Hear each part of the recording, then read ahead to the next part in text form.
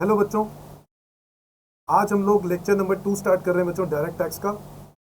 और इस लेक्चर के अंदर मैं पहले तो स्टार्ट करना चाहता हूं आपके प्रीवियस लेक्चर से ही, जो हम लोगों ने पिछली क्लास में किया था कि लेक्चर नंबर 1।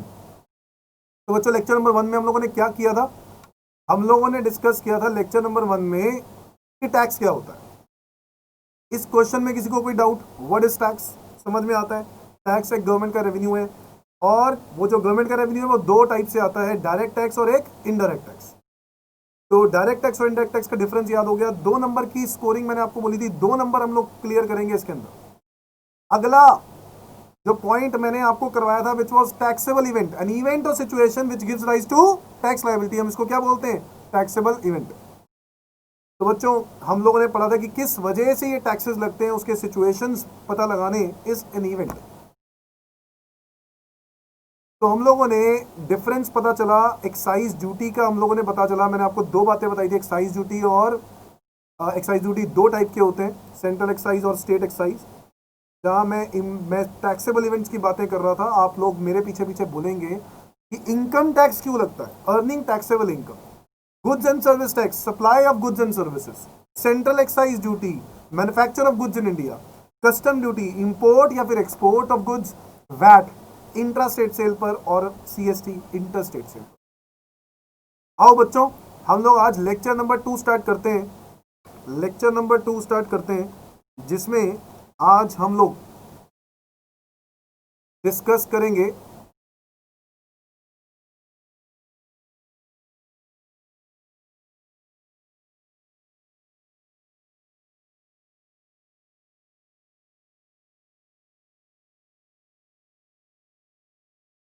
आज हम लोग डिस्कस करेंगे इनकम टैक्स एक्ट से पहले और भी कुछ बातें देख लेते हैं, क्या क्या चीजें हो गई पहले हम लोगों ने वो डिस्कस किया।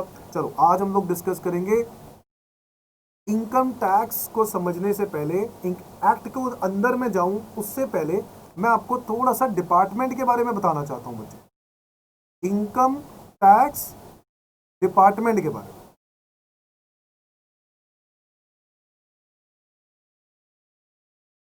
जब आपने मूवी देखी स्पेशल 26, तो आपने देखा कि अक्षय कुमार एक ऑफिसर है इनकम टैक्स का। अजय देवगन वाली एक मूवी आई थी इनकम टैक्स की, मुझे नाम भूल गया, इतनी बार भी मैं भूल गया था यार। अजय देवगन की एक मूवी आई थी पीछे यार, बहुत बढ़िया मूवी थी वो भी, टैक्स की। और उसमें छापा मारता है वो एक यूपी के ऑफिसर, यूपी के किसी एमपी के घर पे। और चलो कोई नहीं, बाद में सर्च करता हूँ, याद आएगा तो फिर मैं अगली वीडियो में बताता हूँ। मेरे कहने का मतलब है, ये ऑफिसर है कौन, इनके पास पावर कहाँ से आई, तो इसके बारे में पढ़ना बहुत जरूरी है, समझना बहुत जरूरी है। तो इसीलिए मैं ये टॉपिक पहले आपको बताऊंगा, उसके बाद हम लोग इनकम टैक्स एक्ट की बातें करेंगे। ठीक है बच्चों, तो हम बात करते हैं आज इनकम टैक्स डिपार्टमेंट की। तो इनकम टैक्स डिपार्टमेंट में सबसे पहला डिपार्टमेंट की शुरुआत किससे होती है?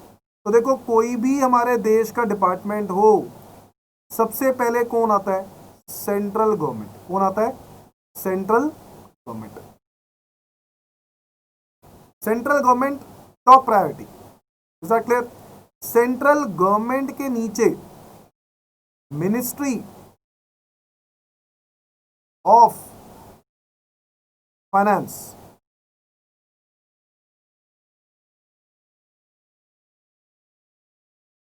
फाइनेंस मिनिस्ट्री, जिसकी करंटली जो मिनिस्टर है वो है फाइनेंस मिनिस्टर, कौन? निर्मला सीता रमन।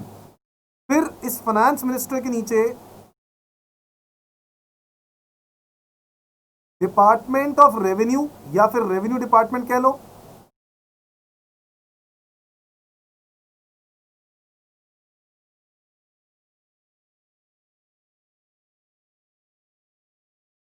रेवेन्यू डिपार्टमेंट होता है बच्चों, और रेवेन्यू डिपार्टमेंट के नीचे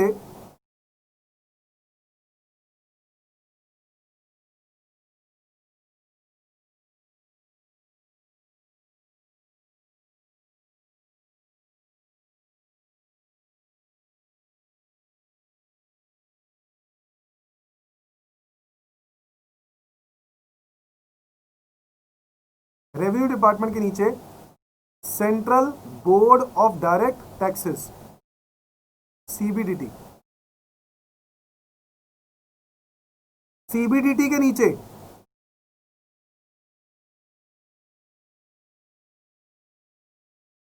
chief commissioner of income tax. तो बेटा एक तो सीबीडीटी हो गया, सीबीडीटी का एक चेयरमैन होता है और बाकी कुछ 6 मेंबर्स होते हैं गवर्नमेंट के। तो chief commissioner of income tax होता है। उसके बाद chief commissioner of income tax के सर नीचे भी कोई आता है? बिल्कुल आता है ना। Chief commissioner of income tax के नीचे आता है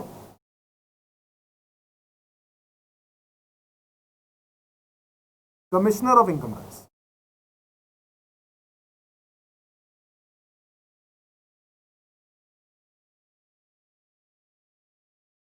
चीफ कमिश्नर को तो बोलते हैं बच्चों CCIT, commissioner of income tax हो गया CIT। इस कमिश्नर ऑफ इनकम टैक्स के सर नीचे भी कोई आता है? बिल्कुल आता है। इसका नाम है additional commissioner. Additional commissioner.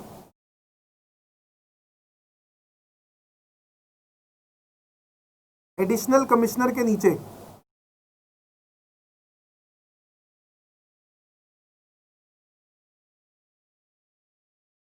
Joint commissioner. Joint commissioner के नीचे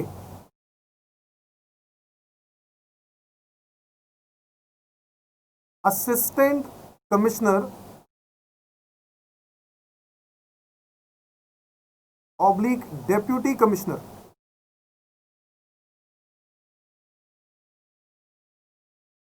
दोनों की एक जैसी पावर्स होती हैं, ज्यादा फर्क नहीं होता पावर्स में, ACDC, और इनको बोलते हैं JC।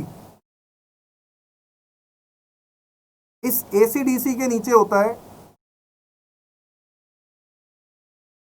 Income tax officers.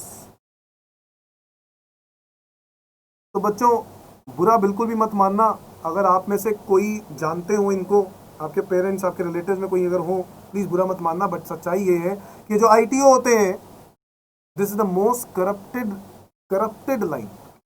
Sir ये वो ऑफिसर होते हैं जो आपके घर पे आते हैं और आपके घर पे जाके आपसे इनकम टैक्स के बारे में जो बातें करनी होती है वो ये ऑफिसर करता है। पब्लिक डीलिंग करने ये आता है। Assistant commissioner, deputy commissioner, joint commissioner, ये लोग अपनी जगह से नहीं हिलते हैं। कमिश्नर, एडिशनल कमिश्नर कभी भी अपनी जगह से नहीं हिलते।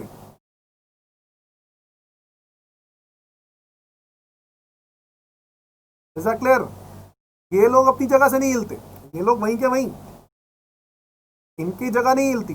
तो जॉइंट कमिश्नर ये लोग इनकम टैक्स ऑफिसर हैं जो पब्लिक डीलिंग करने आते हैं। और इनकम टैक्स ऑफिसर्स के साथ कौन आता है? इंस्पेक्टर्स। इंस्पेक्ट करने के लिए, छापा करने के लिए।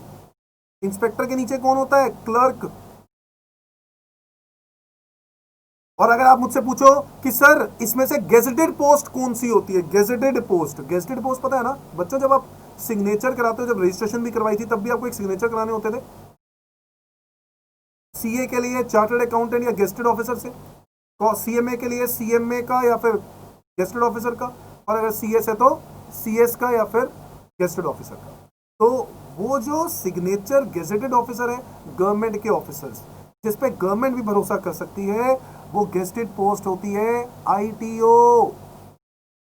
ITO लास्ट रैंक है गेस्टेड पोस्ट की, यानी ये सब ऊपर के लोग तो सब गेस्टेड पोस्ट में आते हैं।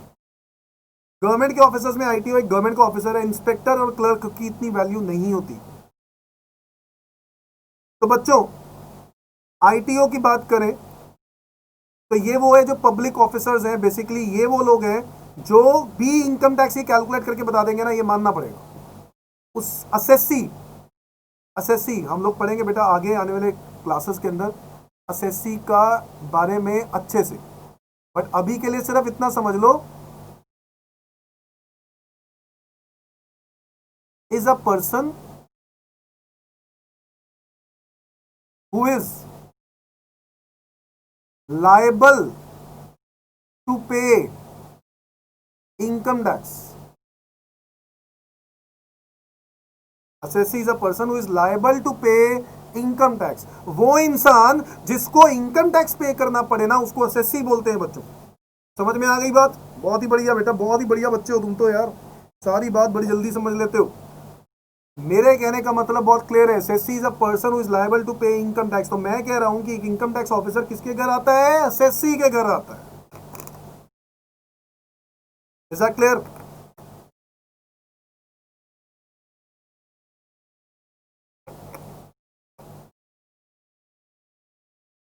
तो last rank income tax officer की होती है बच्चों। इससे ऊपर अगर इनकम टैक्स ऑफिसर से इनकम टैक्स कैलकुलेट ना हो तो कौन करेगा? एसीडीसी करेगा। सर अगर एसीडीसी से भी इनकम टैक्स कैलकुलेट ना हो तो कौन करेगा? सर जेसी करेगा, ज्वाइंट कमिश्नर। अच्छा सर, सर अगर ज्वाइंट कमिश्नर को भी इनकम टैक्स कैलकुलेट करना ना आया, अगर वो आपकी इनकम टैक्स कैलकुलेट नहीं कर पाया, तो सर कौन करेगा कैलकुलेट? बेटा, क्या आप कमिश्नर को बोल सकते हो इनकम टैक्स कैलकुलेट करने के लिए? Additional commissioner no, commissioner no, chief commissioner, इनके ऊपर प्राइम मिनिस्टर नरेंद्र मोदी, अरे नहीं भाई, ये लोग नहीं करेंगे। इनकम टैक्स को कैलकुलेट ज्यादा से ज्यादा कौन करेगा? जेसी करेगा, ज्वाइंट कमिश्नर। जो ये कहेगा वही फाइनल है। सर ये क्या बात हुई? फिर ये किस लिए ऑफिसर्स हैं? ये जो ऑफिसर्स हैं ना, ये होते हैं कि जो पूरी स्टाफ को मैनेज करते हैं, पूरे स्टाफ को। तो जॉइंट कमिश्नर ही जो मेन ऑफिसर है, जो आपका एक एसएससी का इनकम टैक्स फाइनलाइज कर देगा, और जो वो कहेगा वो मानना पड़ेगा। अच्छा ठीक है सर, आप जो कह रहे हो समझ में आता है हमें। इज दैट क्लियर बच्चों? तो जॉइंट कमिश्नर है वो ऑफिसर जिसके बेसिस पर सब कुछ डिसीजन दिया जाएगा। अब तुम कहोगे सर अगर जॉइंट कमिश्नर ने गलत इनकम टैक्स कैलकुलेट कर दिया तो हमारे पास कोई रेमेडी नहीं है उसकी? क्या हम कुछ किसी के पास अप्रोच नहीं कर सकते? बिल्कुल अच्छा सवाल है बेटा, बहुत ही बढ़िया सवाल है आपका। मैं कहूंगा बिल्कुल जा सकते हो। सर कहां जा सकते हैं? सर किसके पास जाएं? बेटा आप तब जाओगे कमिश्नर के, एक और कमिश्नर के इक्विवेलेंट पोजीशन पे एक और कमिश्नर होता है बच्चों। सर उसका नाम क्या है? Commissioner appeals. क्या नाम है उसका? Commissioner appeals. यानी अगर आपको कल को कोई केस करना है इनकम टैक्स डिपार्टमेंट में, क्योंकि ज्वाइंट कमिश्नर ने कहा कि भैया 50 लाख रुपए देने हैं, आपने कहा सर मेरे तो 20 लाख रुपए की टैक्स बनता है, आपने मना कर दिया नहीं मेरा 20 लाख बनता है, मैं 20 लाख से ज्यादा नहीं दूंगा। मैं क्यों दूं? सही बात है यार, नहीं बनता तो नहीं बनता। तो आप कहां जाओगे? आप जाओगे कमिश्नर अपील्स के पास। हाँ जी बच्चों, कमिश्नर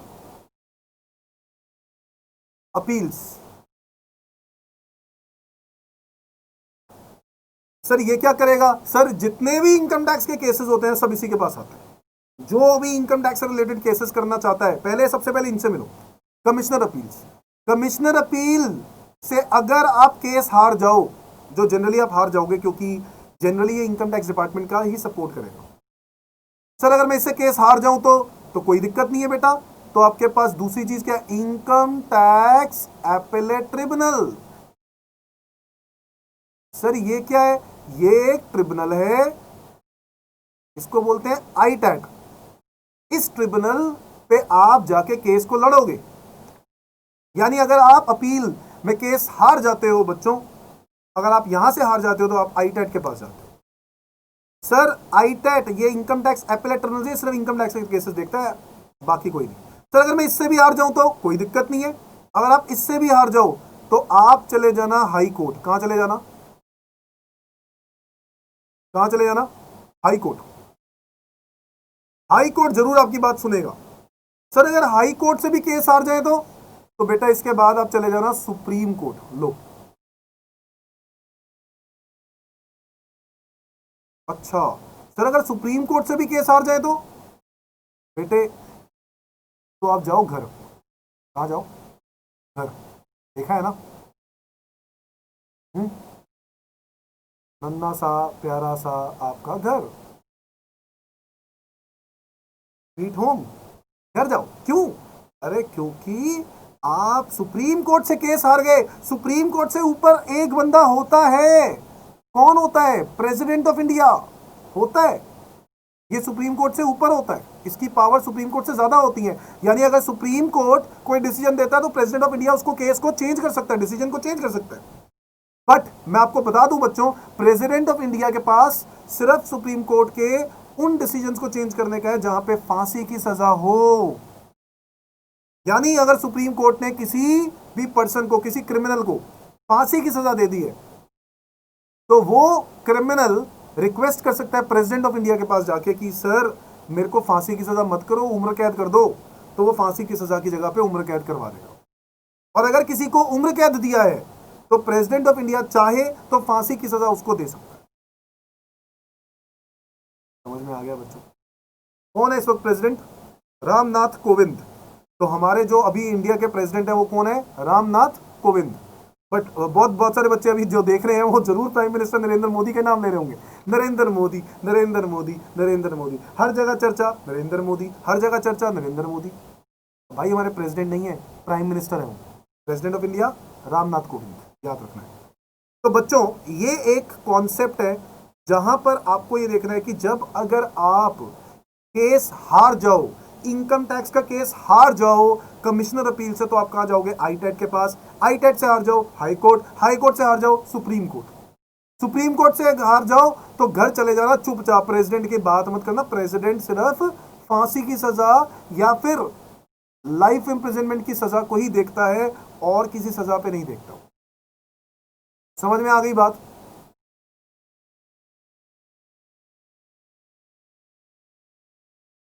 तो हम लोग यहां पे थे जहां पे हम बात कर रहे थे डिपार्टमेंट क्या होता है इनकम टैक्स का। तो मैंने आपको बताया बच्चों, इनकम टैक्स का डिपार्टमेंट शुरुआत होता है सेंट्रल गवर्नमेंट से, जिसके प्राइम मिनिस्टर इस वक्त नरेंद्र मोदी जी हैं। सेंट्रल गवर्नमेंट के बाद आता है minister of finance, finance ministry के बाद आता है रेवेन्यू डिपार्टमेंट, फाइनेंस मिनिस्ट्री का एक हिस्सा है रेवेन्यू डिपार्टमेंट।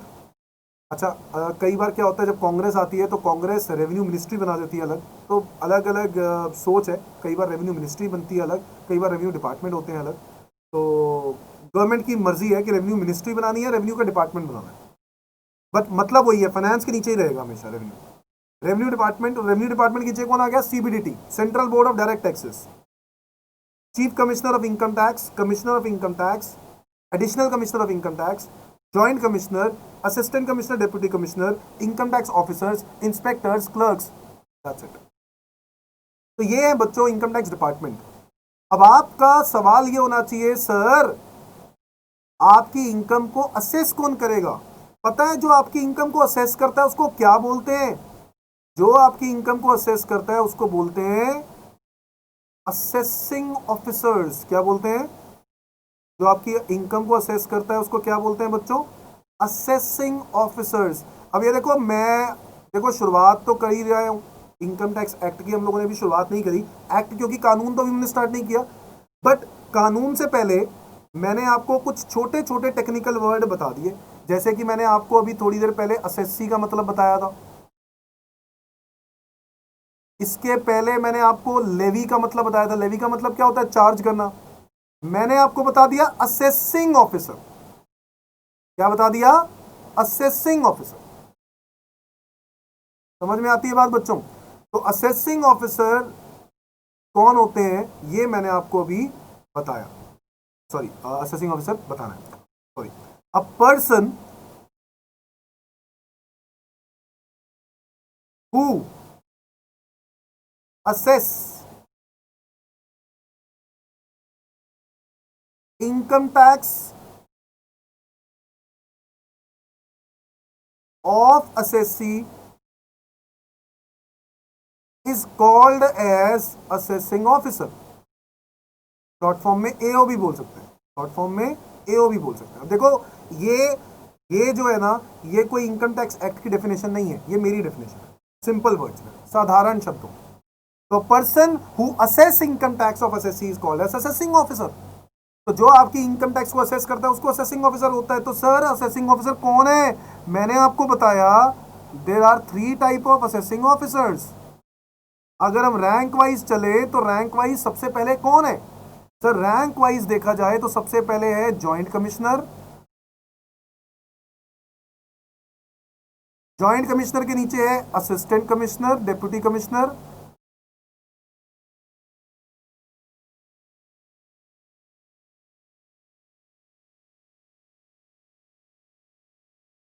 और लास्ट में है इनकम टैक्स ऑफिसर्स। मैंने बताया सबसे पहले आपको मिलने कौन आएगा? Income tax officer. इससे ना हो पाया तो एसीडीसी देखेगा, एसीडीसी से ना हो पाया तो जॉइंट कमिश्नर, और जो जॉइंट कमिश्नर कह देगा वो फाइनल। सर फिर इसके बाद अगर आपको इसके अगेंस्ट जाना है तो आपको जाना पड़ेगा कमिश्नर अपील्स के पास। कमिश्नर अपील से आप हार जाते हो तो आईटेट से हार जाते हो, हाई कोर्ट से हार जाते हो, सुप्रीम कोर्ट से हार जाते हो, घर स्वीट होम। समझ में आ गई बात? तो ये है बच्चों असेसिंग ऑफिसर की कहानी। मतलब पता चल गया है आप लोगों को, असेसी का मतलब पता चल गया। चलो एक मतलब और बता देता हूं, असेसमेंट क्या होता है? असेसमेंट लिखो यहां पे छोटा सा, असेसमेंट। असेसमेंट का मतलब है computation of taxable income and tax liability. एक ऐसा प्रोसेस जिससे हम टैक्सेबल इनकम और टैक्स लाइबिलिटी असेस करते हैं बच्चों, जहां से हम लोग टैक्स लाइबिलिटी आपकी कैलकुलेशन करते हैं, इनकम की कैलकुलेशन करते हैं, हम उसको असेसमेंट बोलते हैं बच्चों। समझ में आ रहा है बच्चों? तो assessment is computation of a taxable income and tax liability. Assessee कौन है? A person who is liable to pay tax. Assessing officer कौन है?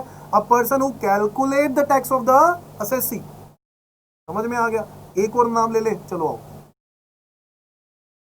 चलो ये वाला नाम मैं आपको उस टॉपिक में ही कराऊंगा, अभी अभी मैंने कराना है तो वो टॉपिक में ही कराऊंगा, ठीक है? अभी हम लोगों ने 3-4 वर्ड समझे। लेवी समझ लिया, बहुत बढ़िया बच्चों। असेसी समझ लिया, यस सर। असेसमेंट समझ लिया, असेसिंग ऑफिसर समझ लिया। वेरी गुड बेटा, वेरी गुड।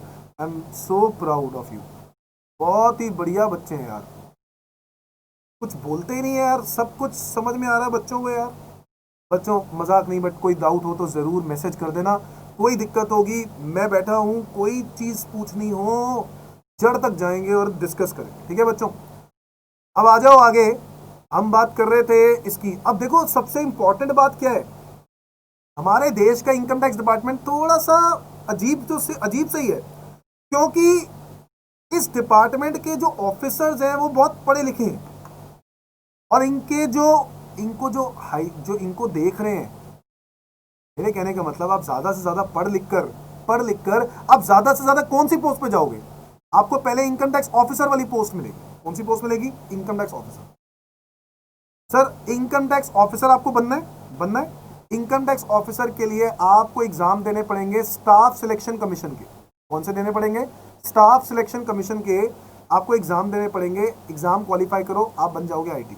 सिंपल से 4 पेपर होते हैं, वो क्वालिफाई करो, इंटरव्यू होता है और आपको एसएससी के एग्जाम क्लियर हो जाता है तो आप आईटीओ बन जाते हैं। सिंपल से मतलब एग्जाम तो सिंपल ही होता है, बट दिक्कत क्या है, बहुत सारे लोग देखते हैं, बहुत सारे लोग देते हैं जाके, और जिसकी वजह से, क्योंकि इतने सारे लोग देने जाते हैं तो कंपटीशन बहुत ज्यादा होता है, क्योंकि उन्हें पास कम ही करना है। तो एसएससी का एग्जाम होता है, वो क्वालिफाई करने के बाद आप आईटीओ बन जाओगे। आईटीओ के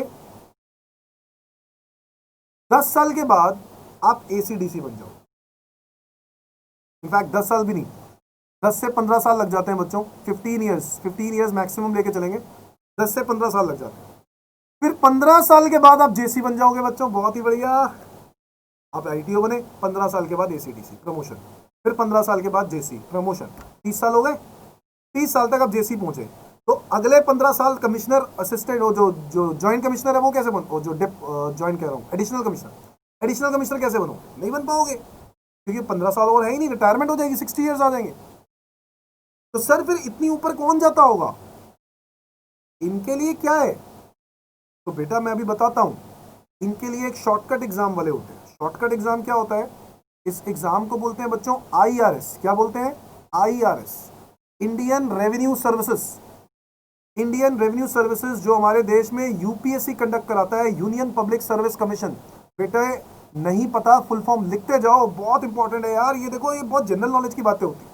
इतनी जनरल नॉलेज भी नहीं है ना, तो फिर यार खाक पड़ा है यार, आप लोगों ने पढ़ाई करी, समझ में? तो सब कुछ पढ़ना है, थोड़ा थोड़ा पढ़ो, जनरल नॉलेज लेते रहो, मजा आएगा। अभी तो उड़ना है, अभी तो आप उड़ रहे हो, अभी आपने ज्यादा टेंशन ही नहीं लेनी, उड़ते उड़ते पढ़ना है कि नहीं? याद है मेरी बात? हाँ जी। आईआरएस, इंडियन रेवेन्यू सर्विसेज, जैसे इंडियन एडमिनिस्ट्रेटिव सर्विसेज होता है ना बच्चों, वैसे ही आईआरएस के एग्जाम होते हैं। तो आईआरएस के एग्जाम क्वालिफाई करो, आप लोग सीधा असिस्टेंट कमिश्नर बन जाओगे, और असिस्टेंट कमिश्नर बनने के बाद आपको 5 साल लगेंगे, आप ज्वाइंट कमिश्नर बन जाओगे, और उसके 5 साल के बाद आप एडिशनल कमिश्नर, और उसके 5 साल के बाद आप कमिश्नर, और फिर आपके बाद चीफ कमिश्नर के लिए इलेक्शंस होते हैं, कि जितने सारे कमिश्नर्स होते हैं हर स्टेट के लिए अलग अलग होता है, तो जितने भी कमिश्नर होते हैं हर स्टेट के, उनके इलेक्शन होने के बाद उसको रिजल्ट देते हैं और वो चीफ कमिश्नर बनता है। और चीफ कमिश्नर के बाद एक बंदा चीफ कमिश्नर में से सीबीडीटी चेयरमैन में भी जाता है। तो बहुत बढ़िया यार, बहुत बढ़िया। बट एक बात है खास, हमारे सिस्टम में खास बात यह है कि आप पढ़ लिख कर आईआरएस के एग्जाम क्वालिफाई कर रहे हो। अच्छा, आईआरएस के एग्जाम हलवा नहीं है भाई, बहुत मजाक नहीं है। आईआरएस के एग्जाम बहुत मुश्किल है, बहुत मुश्किल है। ये देखो, आईआरएस में आप लोगों को पहले प्रीलिम्स एग्जाम देने होते हैं, प्रीलिम्स। प्रीलिम्स के बाद क्या होते हैं? मेंस। पता है आपको? प्रीलिम्स होते हैं, 4 पेपर होते हैं प्रीलिम्स के, सिंपल से, जैसे एसएससी के एग्जाम होते हैं ना, वैसे ही जनरल नॉलेज, बिजनेस के रिलेटेड हो गया, जनरल नॉलेज हो गया, इंग्लिश हो गई, ठीक है, तो ये पेपर होते हैं। और क्वांटिटेटिव एप्टीट्यूड हो गया। फिर इसके बाद मेंस पेपर होते हैं। मेंस में 2 पेपर होते हैं।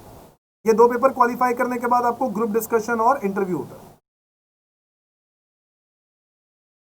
तो ये जो मेंस एग्जाम होते हैं, यहां पर आपको एक इनकम टैक्स का पेपर देना होता है। अच्छा, सबसे बड़ी बात है, वो जो आप लोगों ने एसएससी के बारे में बात कर रहा था, इसमें तो कोई इनकम टैक्स का पेपर भी नहीं होता। No income tax exam, no income tax exam, कोई एग्जाम नहीं होगा इनकम टैक्स का। स्टिल आपको इनकम टैक्स ऑफिसर बना दिया जाता है। आपसे डिटेल्स लेंगे, आपसे पूछेंगे आपका इंटरेस्ट क्या है, आप बोलोगे आईटीओ बनना चाहते हो, तो आपसे पूछेंगे और आपको बना देंगे। आपका इंटरव्यू वगैरह क्लियर होना चाहिए बस। समझ में आता है बच्चों?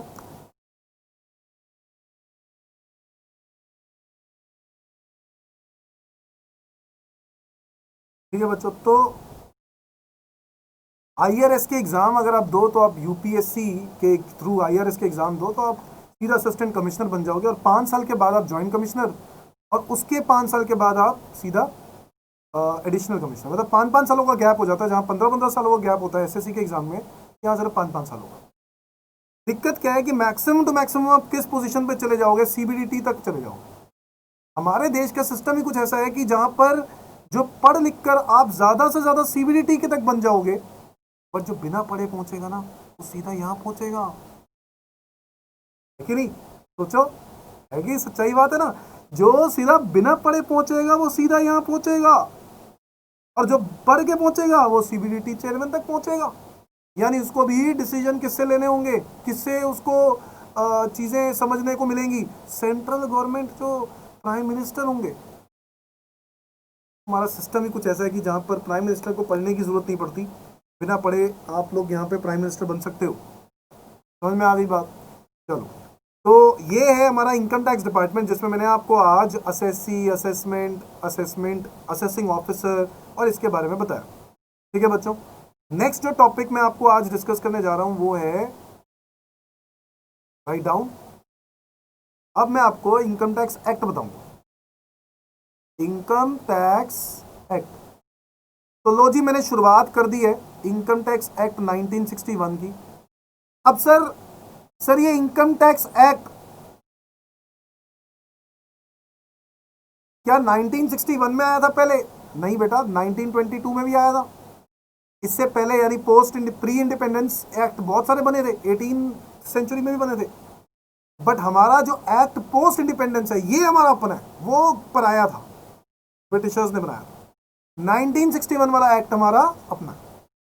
तो आप ये कह सकते हो पोस्ट इंडिपेंडेंस के बाद, यानी आफ्टर इंडिपेंडेंस, ये वो एक्ट है जो हमारा अपना है, इसमें हमारी मेहनत लगी है, हमारे देश के लोगों ने बनाया। सर, बट गवर्नमेंट ने कहीं तो लिखा होगा कि एक्ट बना सकते हो। सेंट्रल गवर्नमेंट के पास पावर है, आप कह रहे हो, बट ये पावर कहीं लिखी तो होगी। बिल्कुल लिखी है बेटा। कहां लिखी है? कॉन्स्टिट्यूशन ऑफ इंडिया में। कहां लिखी है बेटा? कॉन्स्टिट्यूशन ऑफ इंडिया में। सर, ये कॉन्स्टिट्यूशन ऑफ इंडिया क्या चीज है? आओ बेटा, पहले कॉन्स्टिट्यूशन ऑफ इंडिया भी देख लेते हैं। कॉन्स्टिट्यूशन ऑफ इंडिया हमारे देश का संविधान। और अगर आप पोस्ट इंडिपेंडेंस की बात करो तो इसका जन्म हुआ 26 जनवरी 1950 को। कब हुआ? 26 जनवरी 1950, 26 जनवरी 1950। बेटे, हम लोग रिपब्लिक डे बनाते हैं ना 26 जनवरी, क्यों बनाते हैं? आजादी मिली थी क्या? 26 जनवरी को हमारा देश संविधान, हमारे देश में संविधान पास हुआ था 26 जनवरी को। और किसने ये महत्वपूर्ण काम किसने किया? Doctor Bhimrao Ambedkar. Doctor Bhimrao Ambedkar, B R Ambedkar, ये वो पर्सन है जिसने संविधान को हमारे देश में लागू किया 26 जनवरी 1950 को। और इसमें कितने कानून बना दिए? 448 आर्टिकल्स। कितने आर्टिकल्स? 448 आर्टिकल्स। ये आर्टिकल्स क्या है? कानून है, कानून, लॉ। हमारे देश में आज जितनी भी पावर्स है ना, सेंट्रल गवर्नमेंट के पास क्या पावर है, स्टेट गवर्नमेंट के पास क्या पावर है, कोई भी तरह की आज कानूनी ताकतें संविधान से मिली है। संविधान ना होता तो प्रेसिडेंट की कोई पावर नहीं होती, सुप्रीम कोर्ट, हाई कोर्ट की कोई पावर नहीं होती, किसी भी प्राइम मिनिस्टर, कोई भी किसी भी मिनिस्टर की कोई पावर नहीं होती अगर संविधान नहीं होता बच्चों। Is that clear?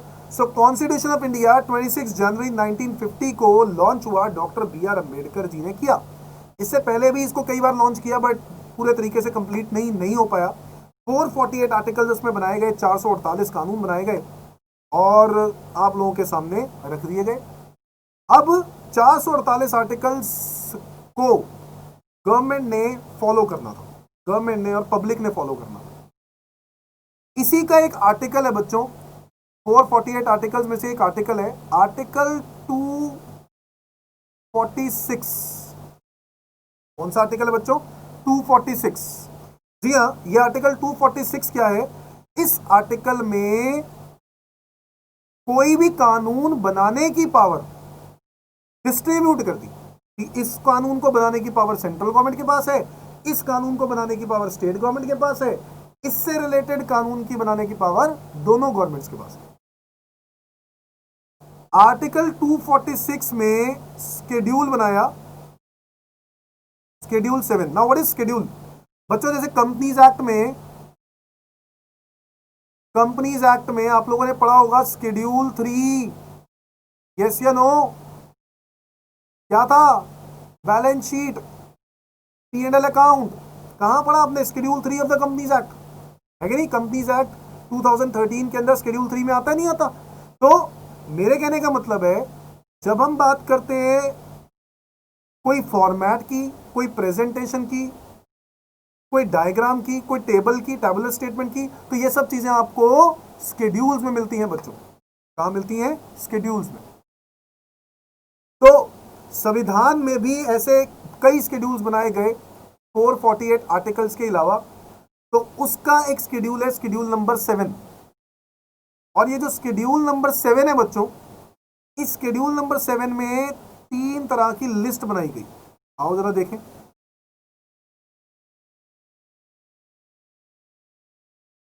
List 1, list 2 और लिस्ट 3। लिस्ट 1 जो हो गई वो हो गई यूनियन लिस्ट। क्या बोलते हैं इसको? Union list. लिस्ट 2 हो गई बच्चों स्टेट लिस्ट। लिस्ट 3 को बोलते हैं बेटा कॉन्करेंट लिस्ट। अब इसका मतलब क्या होता है? यूनियन लिस्ट का मतलब है ऐसे कानून जिसकी पावर यूनियन गवर्नमेंट के पास हो। पावर टू लेवी, लेवी मतलब चार्ज करना, किसके पास है? Central government, union government. समझ में आ गई? यूनियन गवर्नमेंट, सेंट्रल गवर्नमेंट एक ही बात है। पावर स्टेट लेवी के अंदर अगर हम बात करें स्टेट लिस्ट, तो वहां पर स्टेट लेवी लगता है। स्टेट लेवी मतलब स्टेट गवर्नमेंट के पास है टैक्स लगाने की power. Power to levy state government. और जहां मैं कॉन्करेंट लिस्ट की बात करता हूं बच्चों, वहां पर टैक्स लगाने की पावर, पावर टू लेवी, दोनों सरकार के पास है, यानी सेंट्रल के पास भी और स्टेट के पास भी।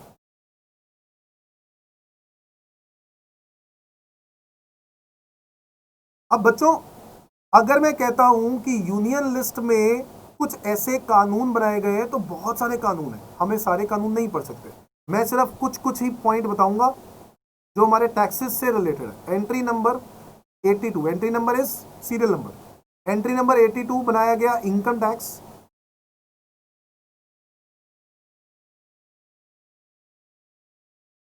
जिससे यह पता चल गया कि इनकम टैक्स लगाने की पावर सेंट्रल गवर्नमेंट के पास है।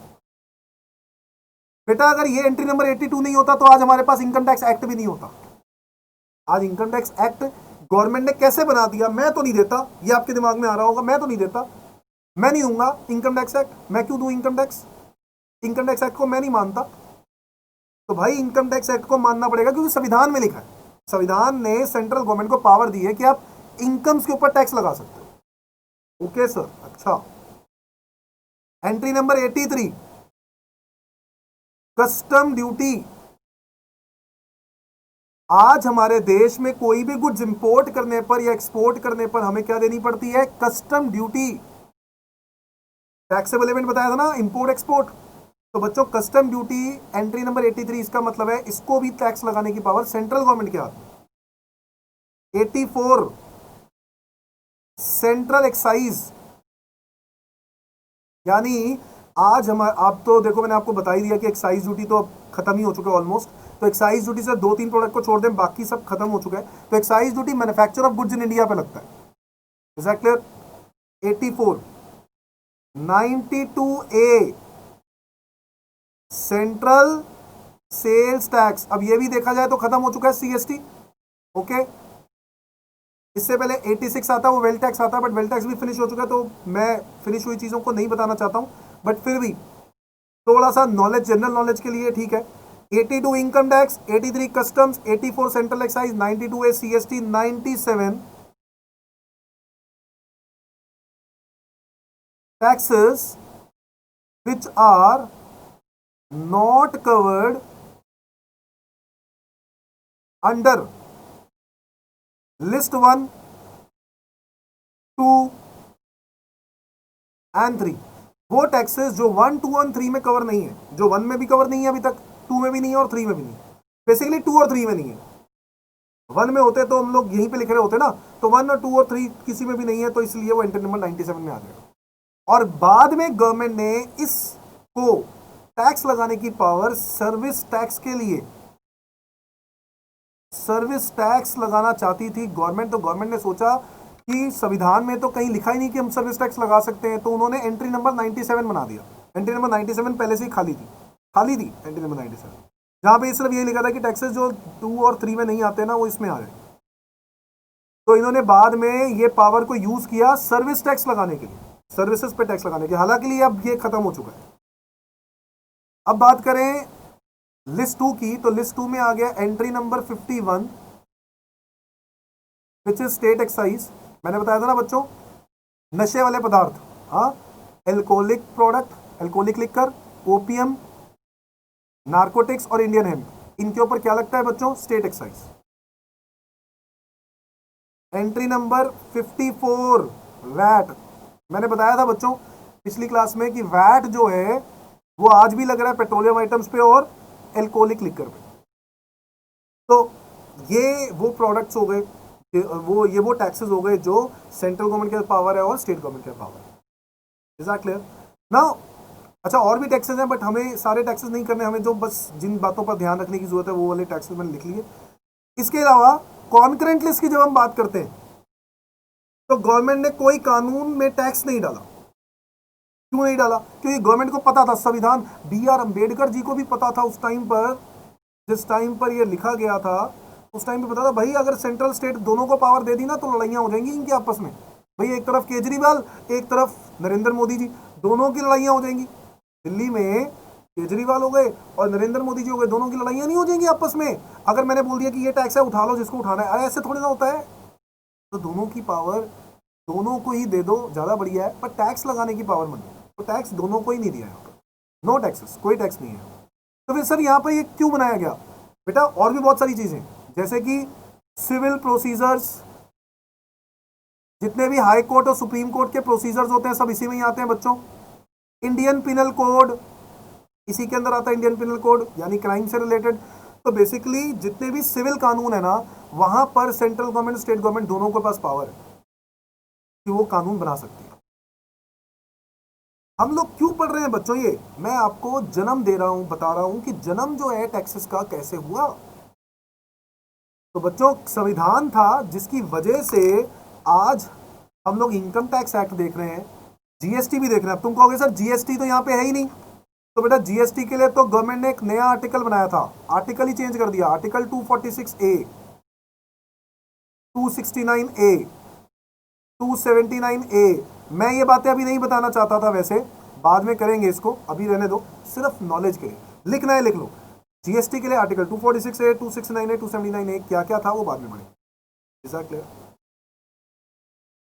तो बच्चों क्लियर होती है बात मेरे हिसाब से। आपको आर्टिकल 246 शेड्यूल 7 के 3 तरह की लिस्ट हो गई। और अगर कोई कहे कि भाई मैं इनकम टैक्स पे नहीं करता हूं, क्या कर लोगे? तो आप क्या बोलोगे?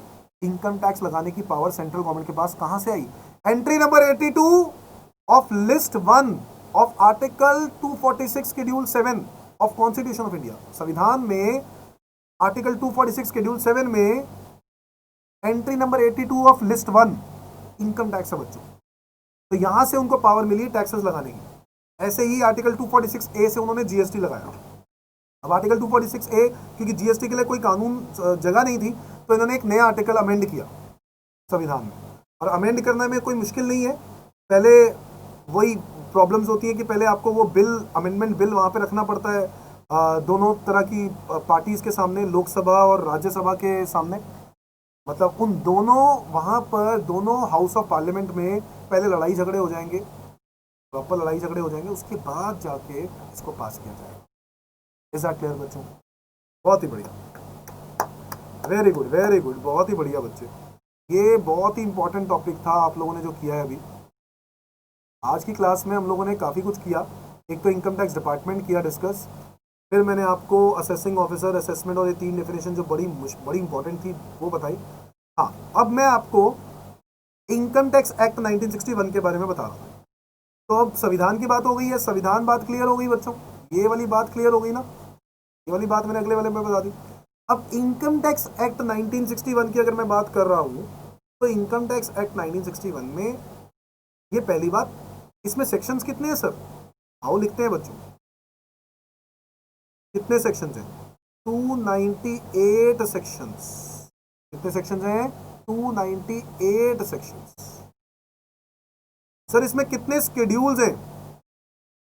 14 स्केड्यूल्स। कितने स्केड्यूल्स हैं? 14 स्केड्यूल्स। मतलब वही जैसे अभी कंपनीज एक्ट की बात नहीं कर रहे थे कि कंपनीज एक्ट में शेड्यूल 3 है, वैसे ही इसके अंदर भी शेड्यूल्स हैं। शेड्यूल्स मतलब डायग्राम, टेबल, टेबुलर स्टेटमेंट, ये सब। तो वो टेबुलर स्टेटमेंट्स वगैरह शेड्यूल्स में होते हैं। Is that clear? 298 section, 14 schedules. अब घबराने की कोई जरूरत नहीं है। 298 सेक्शंस आपके कोर्स में नहीं है, इंटरमीडिएट लेवल पर, एग्जीक्यूटिव लेवल पर आपके कोर्स में नहीं है। ये आपके आगे प्रोफेशनल फाइनल लेवल पर जाके कोर्स में जरूर मिलेगा। इज दैट क्लियर बच्चों? तो 298 सेक्शंस है, 14 शेड्यूल्स हैं, ये आपको पढ़ने हैं। इसमें से कुछ चीजें हमें पढ़नी होंगी। सर इस एक्ट को 1961 क्यों बोलते हैं? अच्छा सवाल है बेटा, 1961 क्यों बोलते हैं? बेटा जिस ईयर में उस एक्ट को पास किया जाता है, उस ईयर को इनकम टैक्स एक्ट के साथ, उस ईयर को लॉ के साथ जोड़ देते हैं। सो फॉर एग्जांपल 1961 में इस कानून को पास किया, प्रेसिडेंट ने सिग्नेचर दे दिया। आपको पता है कैसे कानून पास होता है? सबसे पहले लोकसभा में जाता है बिल पहले बिल होता है बच्चों। वो बिल जो है वो लोकसभा में जाता है, लोकसभा से पास होगा। लोकसभा से पास होने के बाद कहां जाएगा? राज्यसभा। और राज्यसभा से पास होने के बाद कहां जाएगा? प्रेसिडेंट के पास। प्रेसिडेंट से सिग्नेचर मिलेगा। ये दोनों हाउसेस ऑफ पार्लियामेंट ने अगर अप्रूवल दे दिया, वोटिंग होती है, अगर दोनों हाउस ऑफ पार्लियामेंट अप्रूवल दे देते हैं, उसके बाद प्रेसिडेंट ऑफ इंडिया सिग्नेचर देता है और हमारा जो बिल होता है बच्चों वो एक्ट में कन्वर्ट हो जाता है। बिल किस में कन्वर्ट हो जाता है? एक्ट में। इज दैट क्लियर बच्चों? समझ में आ गया बात? बहुत ही बढ़िया। तो बेसिकली बिल से एक्ट बनाने की जो जर्नी होती है वो प्रेसिडेंट के सिग्नेचर पे जाके ही खत्म होती है। तो प्रेसिडेंट जिस दिन सिग्नेचर देता है ना, उस ईयर का नाम लिखते हैं हम यहां पर। बट हालांकि जो इनकम टैक्स एक्ट एप्लीकेबल हुआ वो कब से हुआ? ऑन और आफ्टर 1/4/1962। समझ में आ गई बात? 1/4/1962 इस डेट से इनकम टैक्स एक्ट लागू हुआ, एप्लीकेबल हुआ बच्चों। समझ में आ गई बात? अब आज एक लास्ट टॉपिक मैं और कराने जा रहा हूं बस, और फिर इसको मैं क्लोज कर दूंगा, और वो है कि सर हम इनकम टैक्स जो पे करते हैं वो किस इनकम पर पे करते हैं।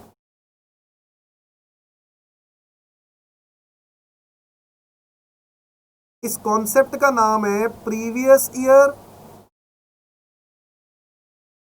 And assessment year. बच्चों नाम सुना है? अब देखो टेक्निकल वर्ड्स के बारे में बात कर रहे हैं, अब तो यार यही बात तो आदत पड़ जानी चाहिए बच्चों। जैसे हम लोग अकाउंट्स में फाइनेंशियल ईयर पढ़ते हैं ना, हम इनकम टैक्स में पढ़ते हैं previous year assessment year. Accounts में क्या पढ़ते हैं? Financial year. इनकम टैक्स में पढ़ते हैं प्रीवियस ईयर और assessment year. Basically previous year वो ईयर होता है बच्चों जिस ईयर में हम इनकम अर्न करते हैं, जिस ईयर में हम इनकम अर्न करते हैं, कमाते हैं, और उस ईयर की इनकम पे असेसमेंट करवाते हैं नेक्स्ट ईयर, जिसको हम लोग बोलते हैं असेसमेंट ईयर। असेसमेंट ईयर तो बेसिकली प्रीवियस ईयर को यूएस में इनकम ईयर बोला जाता है। प्रीवियस ईयर वर्ड ही नहीं है वहां पर, क्या वर्ड है? Income year. और यूएस में असेसमेंट ईयर की जगह पे क्या वर्ड यूज किया जाता है? Tax year. इस ईयर में टैक्स पे करते हैं। बट हम लोग जो है ना प्रीवियस ईयर में इनकम कमाते हैं और उसकी असेसमेंट यानी हमारे इनकम का कैलकुलेशन, टैक्स की कैलकुलेशन कब होती है बच्चों? Next year.